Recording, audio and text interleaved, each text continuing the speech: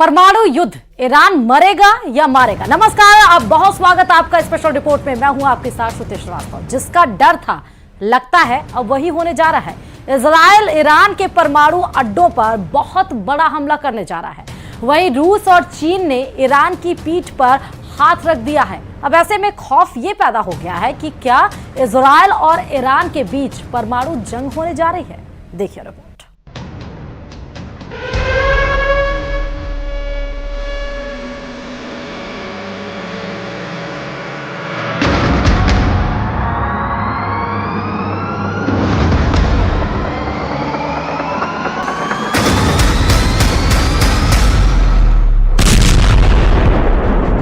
परमाणु युद्ध, ईरान मरेगा या फिर मारेगा।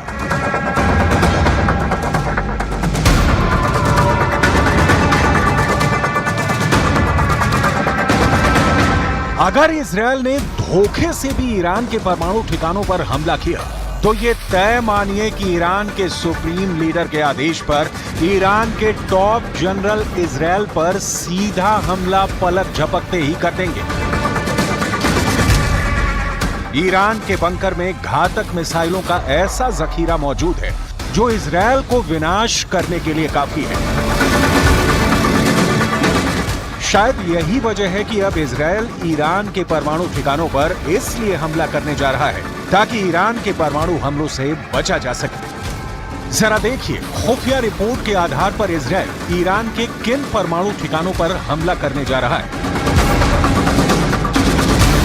इजराइल के अखबार द टाइम्स ऑफ इजराइल के मुताबिक ईरान के फोर्डो और नटाजन परमाणु ठिकानों पर इजराइल हमला करने जा रहा है। खबरों में दावा किया गया है कि इजराइल अपने लड़ाकू विमान F-35A और F-15EX को हमले में इस्तेमाल करने जा रहा है। 80 मीटर गहराई में मौजूद ईरान के फोर्डो परमाणु ठिकाने पर 30,000 पाउंड बंकर ब्लस्टर बम गिराने का प्लान है ताकि 80 मीटर गहराई में ईरान के फोर्डो परमाणु ठिकाने को तबाह किया जा सके।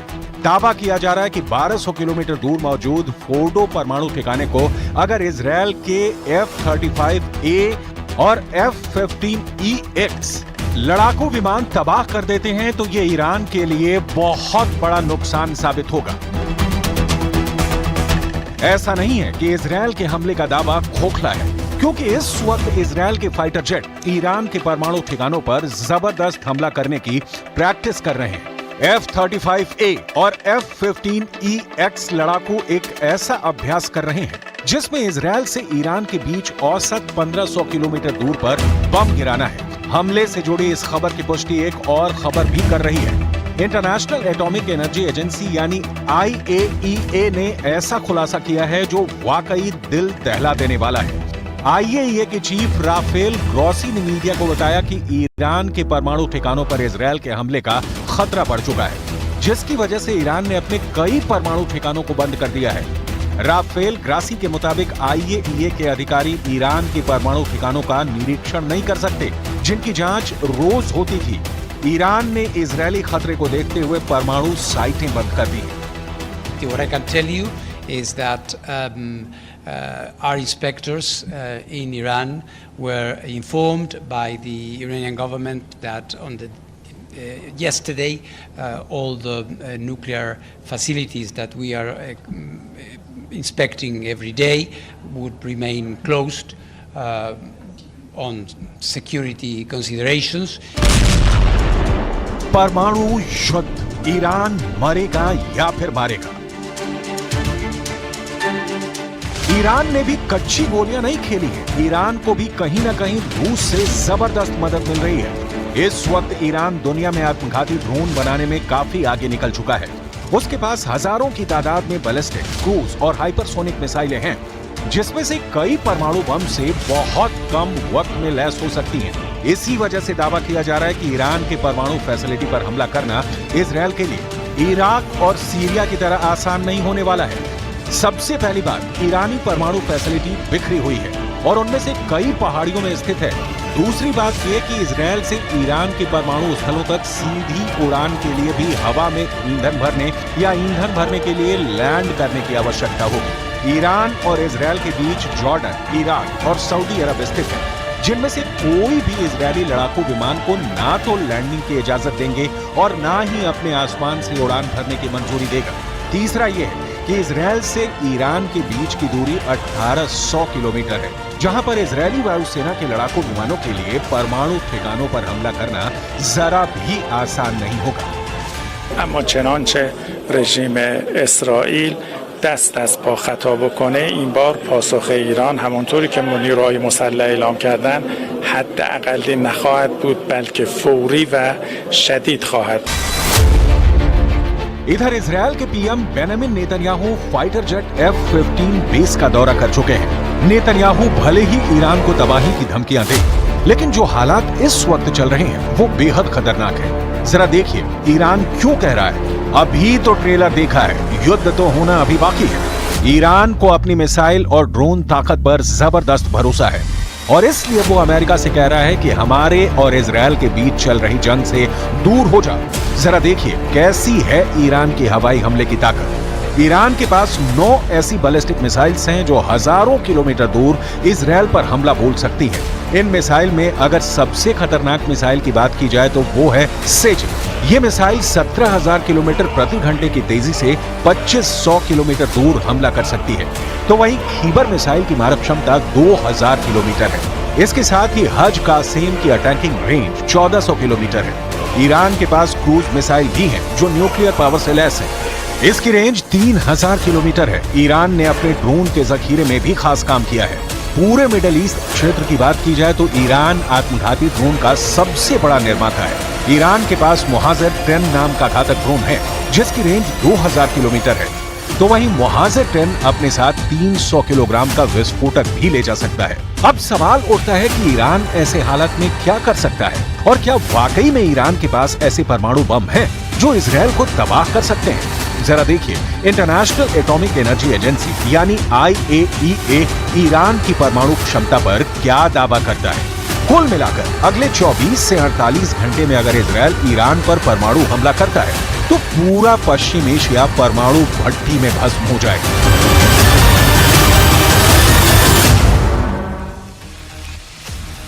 और अब स्पेशल रिपोर्ट में बात करेंगे ईरान और इजरायल का तनाव महायुद्ध की ओर बढ़ रहा है। युद्ध के खतरे के बीच दुनिया दो कैंप में बंट गई है। ईरान बड़े हमले के डर से इस्लामिक देशों से समर्थन मांग रहा है और इस बीच ईरान इजरायल वॉर में पाकिस्तान की एंट्री भी हो गई है। ईरान के राष्ट्रपति पाकिस्तान का दौरा करने वाले हैं। ऐसे में कयास ये लगाए जा रहे हैं कि क्या ईरान पाकिस्तान से एटम बम वाला कोई वादा चाहता है। देख रहे हैं।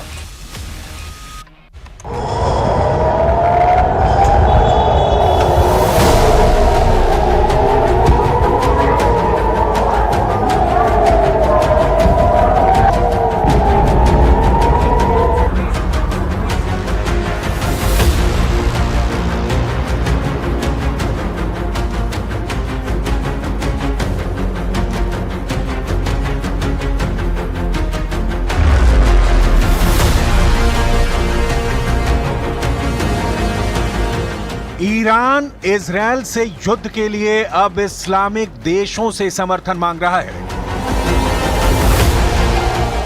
ईरान ने इजरायल पर हमला तो कर दिया, लेकिन अब उसे शायद इजरायल का डर सता रहा है।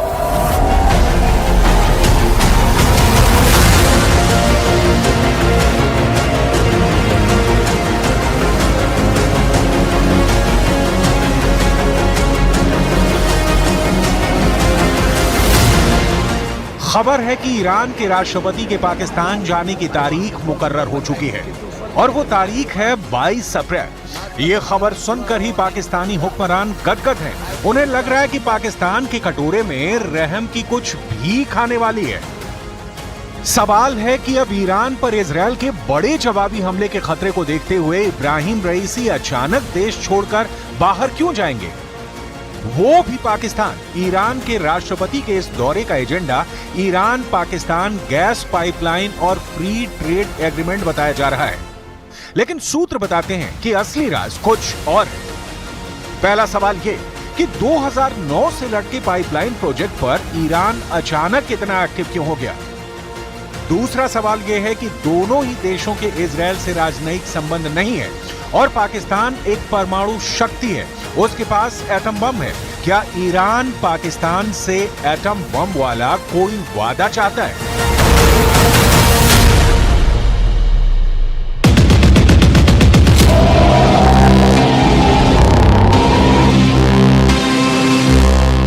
इजराइल लगातार ईरान के परमाणु प्लांट समेत बड़े ठिकानों को तबाह करने की धमकी देता आया है। ऐसे में इब्राहिम रईसी का पाकिस्तान की तरफ रुख करना बड़े सवाल पैदा कर रहा है।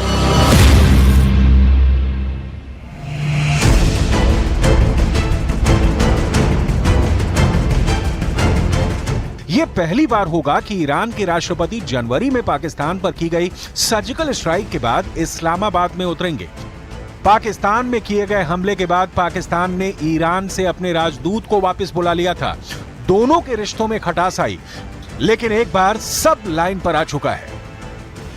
लेकिन क्या इजराइल के खिलाफ टक्कर में ईरान पाकिस्तान से कोई उम्मीद लगा सकता है?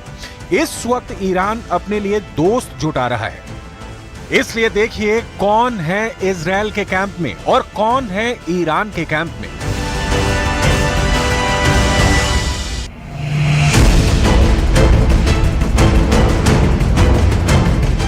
ईरान ने जब से सीरिया में अपने वाणिज्य दूतावास पर इजरायली हमले का जवाब दिया है, पूरा पश्चिम एशिया सुलग रहा है।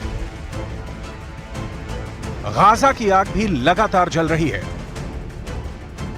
लेकिन अब पूरी दुनिया का फोकस ईरान और इजराइल है। इजराइल पर 300 से ज्यादा मिसाइल और ड्रोन के हमले के बाद ईरान को भी यकीन है कि इजराइल हमला जरूर करेगा। और पूरी दुनिया जानती है कि अपने दुश्मन को इजराइल तब तक मारता है जब तक वो पूरी तरह तबाह नहीं हो जाता। माफी शब्द इजराइल की डिक्शनरी में ही नहीं। Different options are on the table. They've been presented to the war cabinet. They've been discussed, and as I've said, the moment the retaliation will come, it will be quite clear to the Iranians and the rest of the world that Israel will continue defending itself whenever necessary from whatever aggressor will be facing. Iran को उम्मीद है कि पश्चिम Asia के Islamic मुल्क कम से कम Israel के खिलाफ खड़े होंगे और इस युद्ध में उसका साथ देंगे। लेकिन ईरान के प्लान में पलीता लगाने का काम किया जॉर्डन ने। जब इजराइल पर ईरान मिसाइल और ड्रोनों के जरिए हमला कर रहा था, उस वक्त सिर्फ इजरायली नहीं, जॉर्डन के हथियार भी ईरान की मिसाइलों और ड्रोन को धुआं कर रहे थे। जॉर्डन ने ईरानी ड्रोन और मिसाइलों को खत्म करने के लिए अपने फाइटर जेट उतार दिए। जॉर्डन की तरफ से जारी बयान में कहा गया, अपने नागरिकों की सुरक्षा सुनिश्चित करने के लिए अपने हवाई क्षेत्र में उड़ने वाली वस्तुओं को रोका गया। कुछ टुकड़े कई स्थानों पर गिरे, लेकिन कोई खास नुकसान नहीं हुआ। किसी नागरिक को चोट नहीं आई है।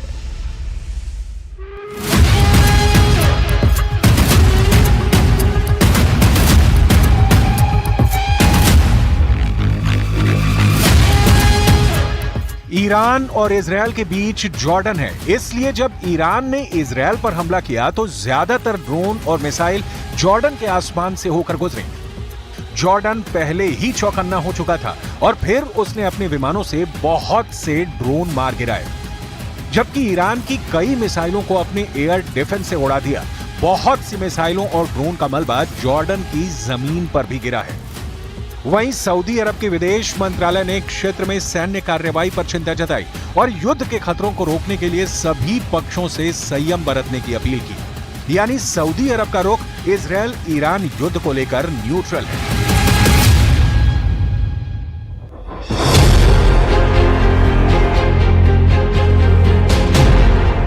अमेरिका पर इस वक्त सबकी नजर है और अमेरिका पूरे पश्चिम एशिया के हालात पर नजर बनाए हुए है।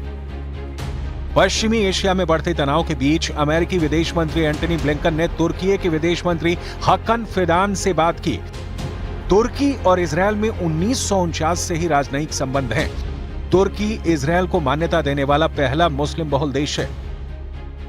व्हाइट हाउस के अधिकारियों के हवाले से अमेरिकी मीडिया ने कहा कि राष्ट्रपति जो बाइडेन ने शनिवार रात इजरायली प्रधानमंत्री बेंजामिन नेतन्याहू को फोन पर बताया कि अमेरिका ईरान के खिलाफ इजराइल की किसी भी जवाबी कार्रवाई में ना तो भाग लेगा और ना ही उसका समर्थन करेगा। यानी अमेरिका हर हाल में ये चाहता है कि इजरायल ईरान के साथ युद्ध में ना फंसे। लेकिन एक स्थिति ऐसी भी है कि इजरायल जब युद्ध में फंस जाएगा तो अमेरिका को खुलकर मैदान में उतरना ही पड़ेगा।